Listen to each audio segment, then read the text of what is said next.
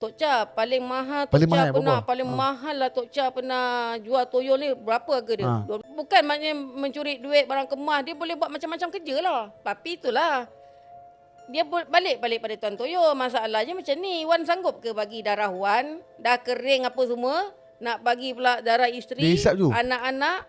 Dia hisap macam Kat ibu je hisap kaki. betul.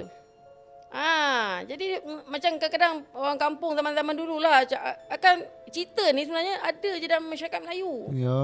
Kan tengah tidur rasa ibu jari kena hisap kan. Apa-apa hisap ni, tengok budak kecil. Pasal dekat suami dia mungkin benda dah tak ada, tak dapat kan. Badan dah kering. Yes.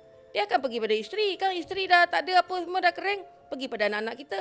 Yang lama-lama keluarga kita huru-hara lah. Dia tak kisah darah jenis apa, tak kisah. Tak kisah. Jadi darah. Macam akak AB positif. Lagi Ray. Well. Ray payah nak jumpa kan. Ini kalau dapat ni cocok habis lah. Dah cocok habis. Sedap dia. Betul. Tapi kena ingatlah, kita bela-bela benda-benda setan ni Wan. Itulah bahana dia last tak ada yang akak tengok orang setakat ni yang bela-bela toyol ni hidup dia senang lenang. Senang lenang tu boleh sekejap je. Sekejap je Wan. Besok bila dah isteri pula bagi darah, anak bagi darah, habislah. Nyawa tu. Nyawa tu. Nyawa. Wan boleh dapat duit tapi Wan hilang nyawa. Orang